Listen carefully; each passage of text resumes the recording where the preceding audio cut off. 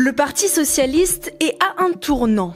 J'ai l'honneur d'engager, en vertu de l'article 49 alinéa 3 de la Constitution, la responsabilité du gouvernement. À travers ces quelques mots, le Premier ministre François Bayrou a déclenché le lundi 3 février 2 fois l'article 49.3 de la Constitution pour adopter les budgets de l'État et de la sécurité sociale sans vote.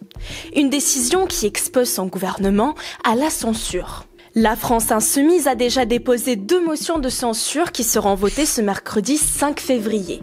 Les communistes et les écologistes devraient la voter, cependant pour réunir une majorité absolue nécessaire pour faire tomber le gouvernement, les votes favorables des socialistes sont cruciaux.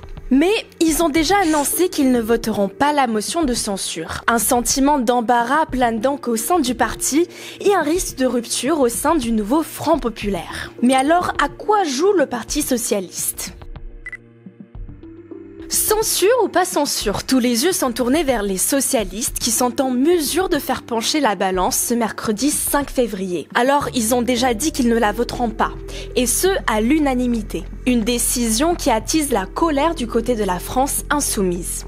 Si les députés socialistes ne votent pas ces motions de censure, ils confirmeront un changement d'alliance que nous voyons venir depuis maintenant longtemps. Le NFP donc tremble. Et pendant que Jean-Luc Mélenchon se précipite en disant que NFP est réduit d'un parti, Olivier Faure, secrétaire général du PS, essaie de rassurer. Il insiste sur le fait que son parti reste fidèle et qu'il se situe toujours dans l'opposition. Mais moi, ce que je souhaite, c'est d'abord, premier temps de la manœuvre, qu'il y ait un budget pour la France, que les Français sachent qu'ils sont gouvernables, et ensuite dire qu'il est tout à fait possible de changer de gouvernement. Boris Vallaud, chef du PS à l'Assemblée nationale, explique que le choix est bien plus complexe qu'il n'en a l'air. Nous sommes contre le budget, il n'est pas le nôtre, il ne nous satisfait pas et nous avons voté contre lors de la commission mixte paritaire, se défendait-il le 3 février dans le journal Ouest France.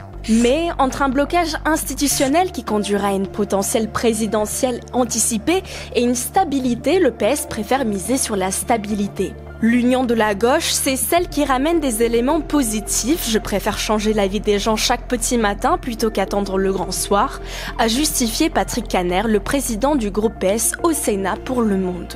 Le Parti socialiste a donc pris le risque de la négociation avec le gouvernement Bayrou et a cherché à limiter la casse, selon les mots d'Olivier Faure.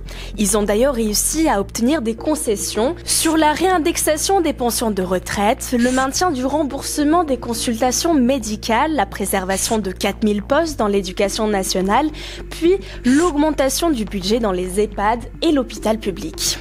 Un budget meilleur que celui de Michel Barnier, mais toujours pas suffisant pour les socialistes. Et puis, pas question de soutenir les positions du gouvernement sur l'immigration. Pour marquer ce désaccord, le PS a décidé de déposer une motion de censure spontanée via l'article 49.2 de la Constitution.